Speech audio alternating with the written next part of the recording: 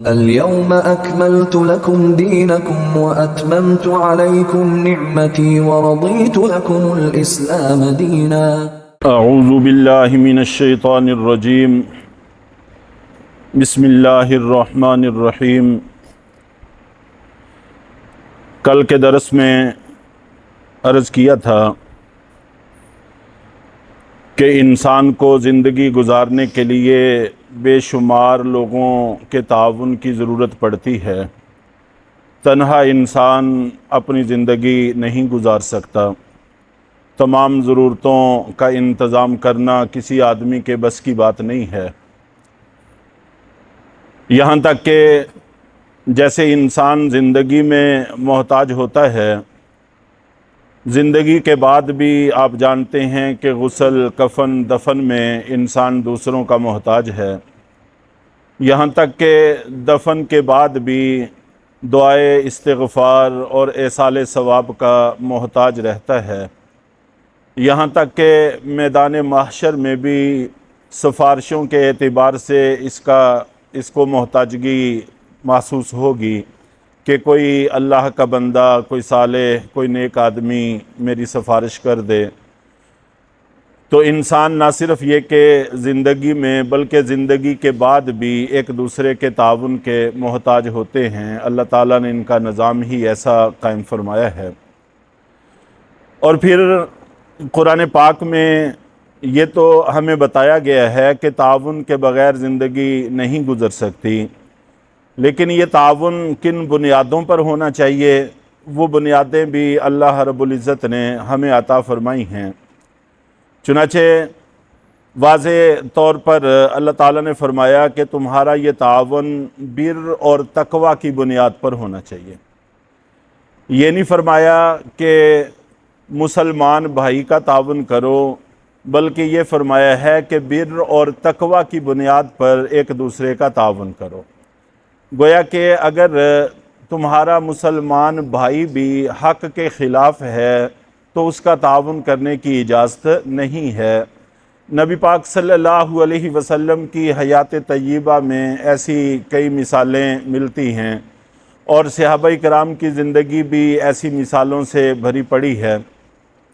وہ معروف اور مشہور واقعہ کہ اللہ کے نبی صلی اللہ علیہ وسلم نے ایک یہودی سے قرض لیا ہوا تھا، اور قرض کی ابھی مدت بھی نہیں آئی تھی کہ اس نے آ کر اللہ کے نبی صلی اللہ علیہ وسلم کے ساتھ بڑی بدتمیزی، بد اخلاقی شروع کی۔ حضرت عمر رضی اللہ تعالیٰ عنہ پاس میں موجود تھے۔ انہوں نے کہا کہ اے بدبخت آدمی، کیا تو اللہ کے نبی کو وہ کہہ رہا ہے جو میں سن رہا ہوں؟ یعنی ایسی بات تھی کہ حضرت عمر رضی اللہ تعالیٰ عنہ کو اپنے کانوں پر بھی یقین نہیں ہو رہا تھا کہ ایک آدمی اللہ کے نبی کے ساتھ اس طرح کی گفتگو کر سکتا ہے۔ تو اللہ کے نبی صلی اللہ علیہ وسلم نے فوراً تنبیہ فرمائی اور کہا کہ ہم دونوں اس سے بہتر کے محتاج تھے۔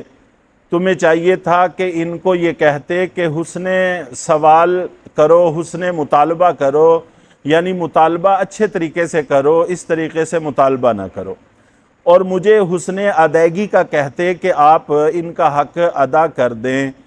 تو اور پھر فرمایا کہ جاؤ، جا کر ان کو ان کا حق دے دو، اور اتنی کھجوریں زائد دینا اس کے بدلے میں جو آپ نے اس کو کہا ہے۔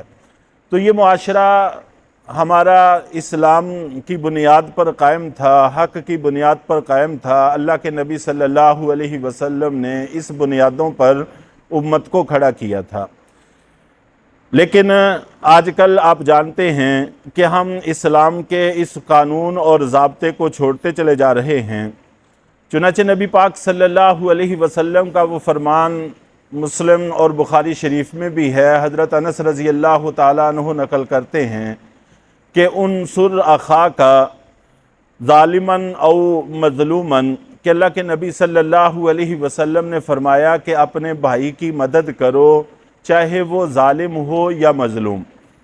تو اللہ کے نبی صلی اللہ علیہ وسلم نے صحابہ کرام کی جو تربیت کی تھی، ان کو قرآن و سنت کے رنگ میں رنگا تھا، تو فوراً صحابہ کرام کے ذہنوں میں سوال پیدا ہوا کہ اللہ کے نبی، ہمیں یہ بات تو معلوم ہے کہ اپنے مظلوم بھائی کی مدد کرنی ہے، لیکن ظالم کی مدد کا کیا مطلب ہے؟ اب تک تو آپ ہمیں اس سے منع فرماتے آئے ہیں۔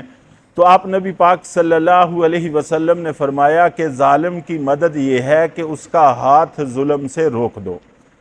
تو یہاں پر بھی مسلم اور غیر مسلم کا کوئی تمیز نہیں ہے، کوئی امتیاز نہیں ہے، جو بھی ظالم ہے اس کا ہاتھ روکو، اور پھر اس روکنے کا معیار بھی ہمیں دیا گیا کہ طاقت سے روکو، اگر طاقت سے نہیں روک سکتے تو زبان سے روکو، اور اگر زبان سے روکنے کا تحمل بھی نہیں ہے تو کم سے کم دل سے تو اس کو برا جانو، اور اس سے کم تو ایمان کا کوئی درجہ ہی نہیں ہے۔ تو اللہ کے نبی صلی اللہ علیہ وسلم کی یہ تعلیمات ہمارے لیے موجود ہیں۔ اور اسی طرح ابن کثیر رحمہ اللہ نے ایک حدیث نقل کی ہے کہ اللہ کے نبی صلی اللہ علیہ وسلم نے فرمایا الدال علی الخیر کفاعلہ، کہ جو شخص کسی نیک کام کی طرف رہنمائی کرتا ہے، دوسرے کو نیک راستے پر ڈالتا ہے، تو اس کہنے والے کو اتنا ہی اجر ملتا ہے جتنا کہ وہ نیکی کرنے والے کو ملتا ہے۔ کسی کو نیک کام میں لگایا اور وہ نیک کام پہ لگ گیا تو اس کو نیک کام کرنے کا جتنا اجر ملے گا اتنا ہی اجر اس کو بھی ملتا جائے گا۔ اور بخاری شریف میں اللہ کے نبی صلی اللہ علیہ وسلم کی حدیث تفصیل کے ساتھ ہے، اس میں آپ نے فرمایا کہ وہ شخص جو خیر کی طرف لوگوں کو ہدایت کی طرف بلاتا ہے، اور جتنے لوگ اس کے کہنے کی وجہ سے نیکی پر ہدایت پر لگیں گے تو اس کو ان سب کے برابر اجر ملے گا، اور ان کے اجر میں کسی طرح کی کوئی کمی نہیں کی جائے گی۔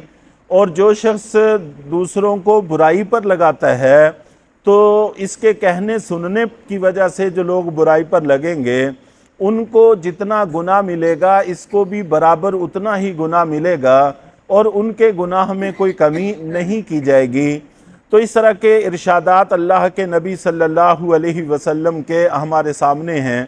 چنانچہ یہاں پر معیار ہمیں یہی دیا گیا ہے کہ نیکی اور تقوی کی بنیاد پر تعاون کرو، لیکن گناہ اور زیادتی کی بنیاد پر ایک دوسرے کا تعاون نہ کرو۔ اور اللہ کے نبی صلی اللہ علیہ وسلم کا یہ بھی ارشاد ہے کہ جو بندہ کسی ظالم کے ساتھ اس کی مدد کے لیے چلتا ہے تو وہ اسلام سے نکل جاتا ہے۔ اگرچہ کفر تو لازم نہیں آتا، لیکن اللہ کے نبی صلی اللہ علیہ وسلم کی اتنی زبردست تنبیہ اور اتنی ناراضگی، یہی ہمارے لیے بہت کافی ہونی چاہیے۔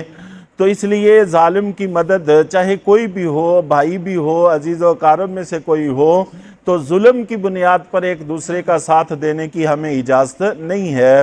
ہماری ذمہ داری ہے کہ ہم حق کی بنیاد پر ایک دوسرے کا تعاون کریں۔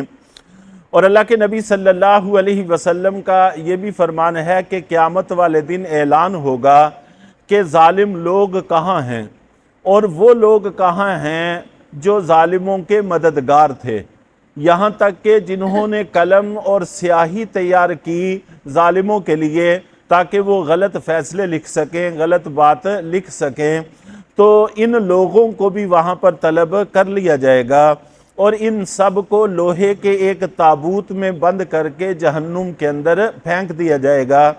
تو اللہ کے نبی صلی اللہ علیہ وسلم نے نیکی اور تقوی پر تعاون کی ترغیب دی ہے اور ہمیں تعلیم دی ہے، جیسا کہ گزشتہ درس میں تفصیل سے اس پر بات ہو چکی ہے۔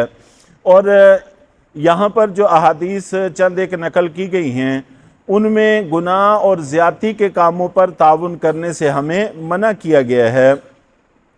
تو یہاں پر علی البر والتقوی، بر نیکی کے کام کو کہتے ہیں، فعل الخیرات نیک کاموں کو کہتے ہیں، اور تقوی کا تعلق منکرات کے ساتھ ہے، فعل المنکرات یعنی خیر کے کام کرے اور منکرات کے کام چھوڑ دے۔